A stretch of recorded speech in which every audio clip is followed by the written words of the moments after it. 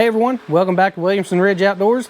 Today we are standing out here by our new Coyote CS 2520 because I've got a little project that I wanted to do, and I wanted to do it before I really get too much involved in working with this tractor. So I've been mowing some of my pastures and stuff, and I've actually taken this tractor in most of the places that I mow already. But side to side was what I was a little bit worried about because it is a very narrow tractor at about 48 inches, I believe. So with that in mind, you know, you get on a lot of these steep places and you're going sideways. That's the most efficient and the fastest way to mow them, is going sideways. So I wanted to try to make sure that I had plenty of weight on the bottom of my tractor. And right now the tires in this tractor are not filled with anything. So I'm actually going to take you through and show you how to fill these yourself in case you don't want to pay somebody to do this. It's actually a pretty simple process. If you got a few little odds and ends, I do have a little water pump that I got from Harbor Freight. I had this thing actually from another project from years ago, and I've just used it for odds and ends. And then it turned out that it actually was the perfect tool to use to be able to fill these tires with fluid. So I've got everything set up here, and I've got my pump. I've got me a 5-gallon bucket, and I've got a bunch of windshield washer fluid. I'm going to use windshield washer fluid in this for now. I may eventually change this and maybe put something like rim guard, because rim guard actually weighs more than just water alone. But this stuff is good down to negative 20 degrees, so we shouldn't have any problem with that freezing, and also is supposed to be non-corrosive. So they actually make a tool that will thread onto a valve stem and onto a garden hose.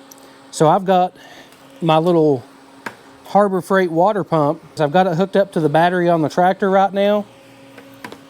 And I've got one end of the hose going to go into my 5-gallon bucket, and then the other end is going to screw onto my adapter. So the only other thing we need to do now is actually pull our valve stem out and let all the air out of the tire.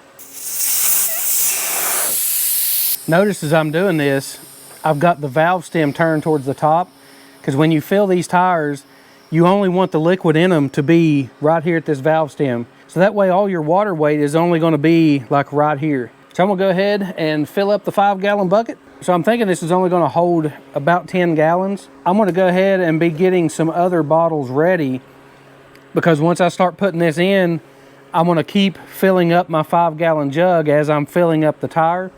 Now at certain points of doing this, you do have to relieve the pressure on it. And once you get this thing filled up and you start spraying fluid back out of your tire, you're full enough. That's where you want to go to, is pretty much just up to that valve stem. So I'm going to go ahead and turn the pump on. And you'll know whether it's actually pulling and putting fluid in the tire or not, because it'll be pulling it down in the bucket.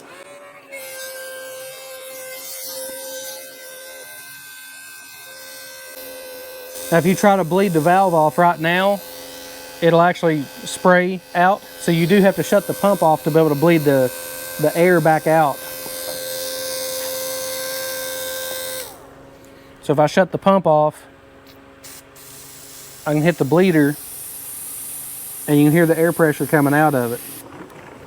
And then I actually will let it go back into the bucket also. So I guess if you had a different pump, you might not get that bleed back through the hose.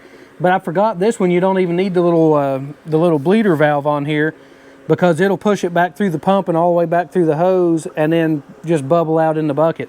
This does take a few times of letting that bleed off, because the more fluid you have in it, the less air there is in it. So it's quicker to build up the pressure, and then you have to relieve the pressure more often.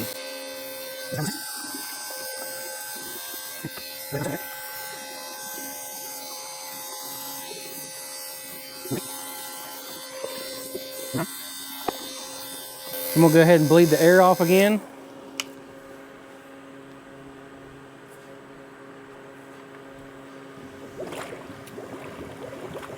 You can see how much air pressure actually built up in there.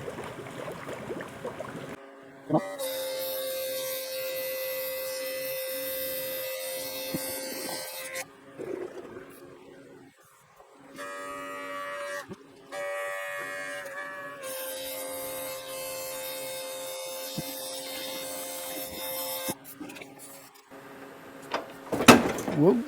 So if you notice, I've got this thing sitting on a jack, and it's just sitting back here on the tongue.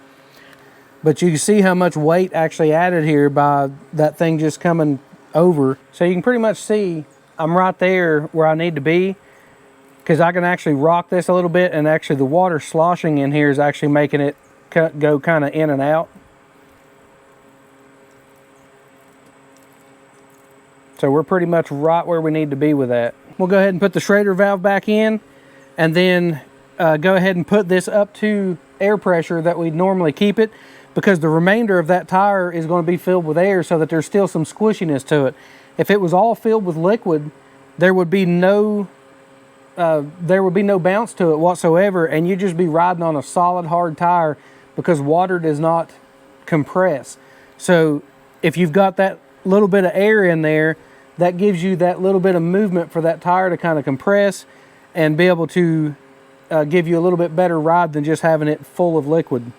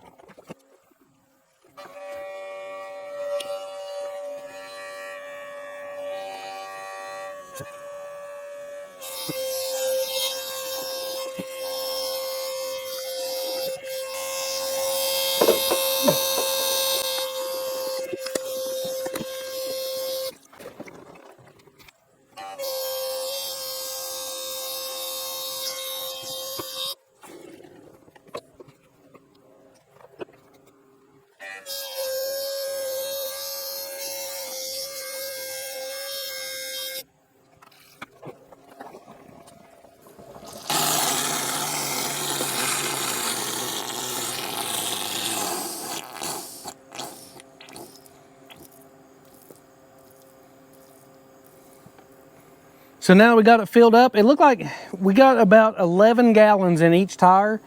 So 11 gallons times 8 pounds, we should have 88 pounds extra in each one of these tires now. And the thing is, all that weight is right on the bottom of the tractor. So 172 pounds right on the very bottom of the tractor should make a pretty big difference. So I'm running 12 pounds of pressure in these tires just to kind of try to keep them a little bit soft. But if I need to add more, all you got to do is just move your tire to your valve stems here on the top, and then you can add and remove air as you need. You can see I can pretty easily lift this thing up off the ground. I can tell you it's pretty easy. I can push it up there and hold it for a long time, and it's no problem to push it up here and hold this thing up in the air like this. Well, now I actually have to push a lot of force on that. I can, well, maybe. I can still lift it up, but I can't do it like I did before. And that's a drastic difference in the stability and the feeling of a machine on a sideways hill. When you can get that weight right down on the very bottom, that really makes you a lot more planted to the ground and gives you a lot more confidence in trying to go in some sideways places. So with all that being said, I'm going to wrap this video up. I've got to go down to the house and clean up a huge mess, all those jugs, get all my stuff put away because it's getting dark on me now, and I got to work tomorrow. But you can really see what a difference that actually makes, and the force that I was having to put on it to try to lift a tire off the ground. And in no way am I recommending that you go out and just put fluid in your tires and then you can just mow any slope you want. Always proceed with caution. Don't do this stuff because you see it somewhere and you're like, oh, I seen this person go on a really steep slope. I know I can do that. And do what you feel comfortable with. Don't go beyond your means. So if you enjoyed today's video and you got something out of it, I appreciate you hitting that thumbs up button.